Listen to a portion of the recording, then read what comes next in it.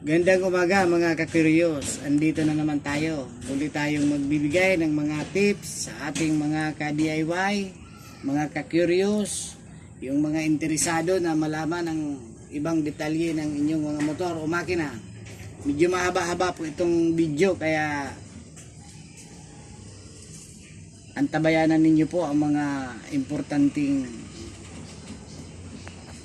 detalye na akin pong tatalakayin ngayon. Simulan po natin dito sa makina. Kita ninyo po itong makina na Suzuki. Wala po itong starter at narito rin po ay magkaparehas po silang modelo. Ngayon po paliliwanag ko kung paano sila nagsisimulang mag-operate, ano ang nangyayari sa mga makina, sa mga pyesa, para lalo nyo pong maunawaan kapag kayo po ay nagkukumpuni ng sirang mga motor. Parehas din po ito sa mga makinang malalaki katulad ng mga air-cooled engine, yung mga puro cylinder engine, yung B-bank. Sa B-bank po meron tayong tinatawag na inline bank engine, yung ganito po siya na black na malaki, magkakasunod po yung butas ng kanyang piston, 4. Yun naman pong B-type or B engine ay letter B po ang kaya tinawag na B engine. Yung black niya po ay dalawa, isang black na yung piston niya ay inihanay sa dalawang para magkurbada na B. Ganito po, halimbawa nakaganito po, halimbawa yung B, ito po yung piston, halimbawa lang po ito, piston B. At sa B engine po merong mga high-tech ngayon na kung tawagin ay B-tech o yung electronic control, meron namang with intelligence. Ayun po, pero iisa lang po ang principles pagdating sa makina. Combustion system tayo, ano po, mag-crudo man o gasolina ang kanilang ginagamit, yun po ang combustion system, yung ginagamitan po natin ng fuel. Halimbawa po ng crudo, ang ginagamit niya po na element, yung rich po siya sa element na volatile. At sa gasolina naman po ay yung octane. Ito po ay isang uri ng maliit na makina, yung motor na may single piston. Yung top dead center po na tinatawag, alam po ng karamihan nyo na nagsisimula ng matuto sa pagmimekaniko. Yun po, ang forma nun ay ganito, yung top nya po, yung piston nya ay nasa pinakamataas na bahagi. Yan po ang tinatawag na TDC or top dead center. Yung bottom dead center ay nasa ilalim po ang kanyang piston. Ganito po ang magiging ano niya. Anong background music? Ngunyan, ito po ang forma ng kanyang piston kapag tinatawag po na bottom dead center. Meron naman po kayong makikita na BTDC.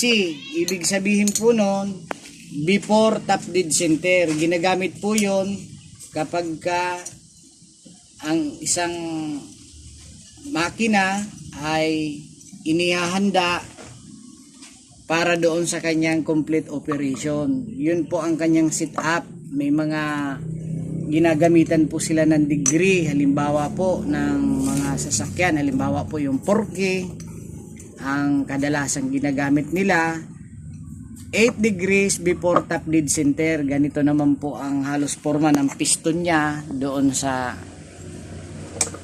8 degrees.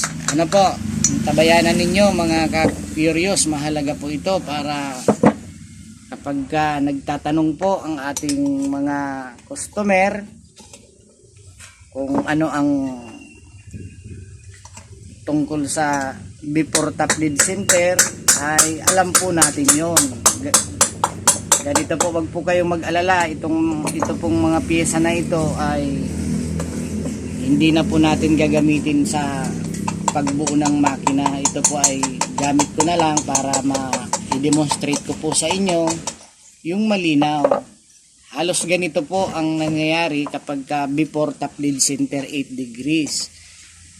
Meron pong mga nagbablog o mga vlogger na tungkol sa makina na nagtuturo tungkol sa before top dead center. Yun po ay mahalaga kapag itinatiming nila yung camshaft,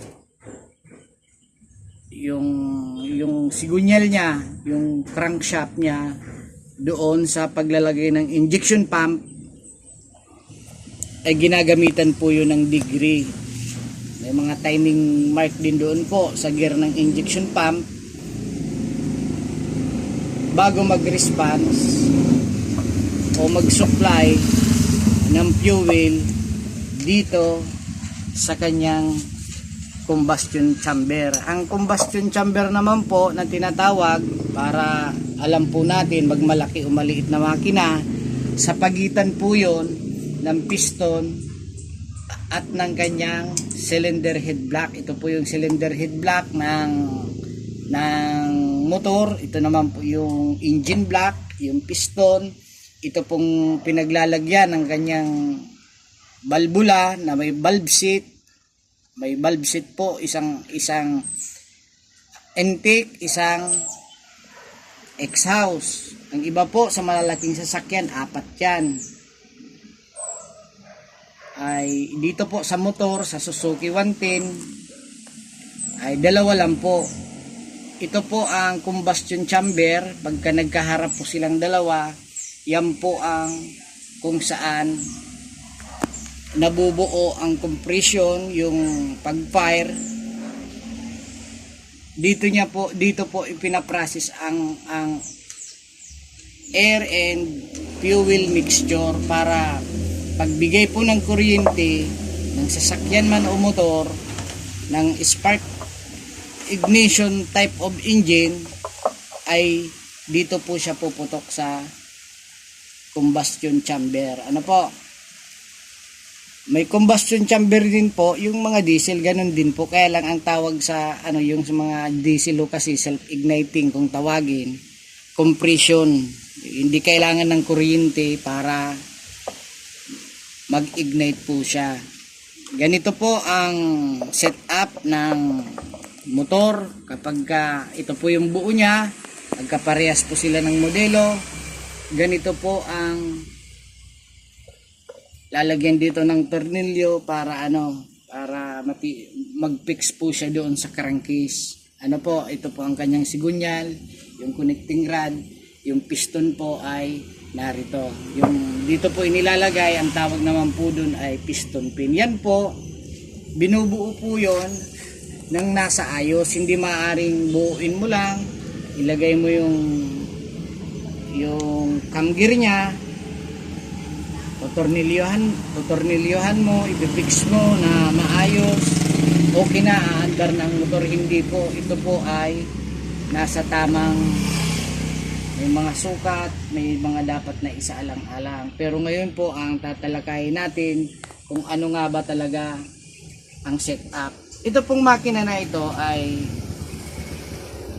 pinagmalasakitan sana natin doon sa may-ari, na kasi nung tinisting ko po ay may kuryente pa, mayroon pa namang compression, pero hindi na ho binalikan. Hinihintay ko nga po kasi nangihinayang naman tayo, siguro bibili na lang siya ng bago.